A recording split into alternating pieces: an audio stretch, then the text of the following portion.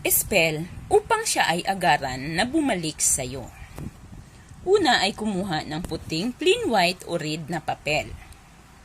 Gamit ang kahit anong panulat ay isulat mo ang kanyang kumplitong pangalan at kapanganakan ng 5 beses.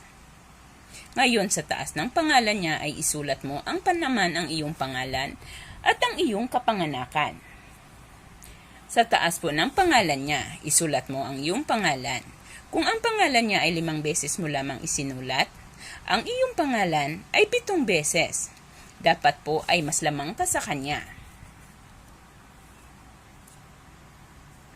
Yung dalawa mong pangalan ay idugtong mo sa baba ng pangalan ninyo, sa baba po. Ngayon, baligtarin mo ang papel. Isulat mo naman doon ang bumalik ka sa akin ng 9 na beses. 9 na beses isusulat sa likod. Bawat pagsulat, dapat ay tuloy-tuloy. Huwag iangat ang ballpen pag di po pa natapos ang pagsulat ng bumalik ka sa akin. 9 na beses po itong isulat. Maaari lamang iangat ang ballpen pagtapos mo ng isulat ang bumalik ka sa akin. Tas sa baba naman ulit. Habang sinusulat mo ito ay banggitin mo ang kanyang pangalan kasunod ng salitang iyong sinulat. Halimbawa, siya ay si Charlie Gomez. Sabihin mo, Charlie Gomez, bumalik ka sa akin. Kada sulat ay banggitin mo din ito.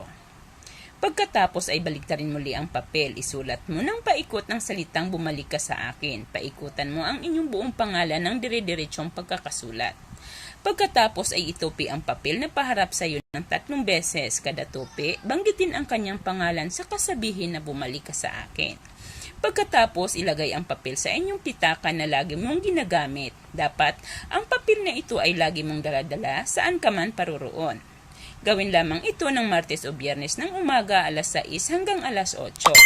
Kung sa gabi naman ay alas 12 ng gabi hanggang 1 ng madaling araw. Maraming salamat sa inyong panonood. Please like and subscribe.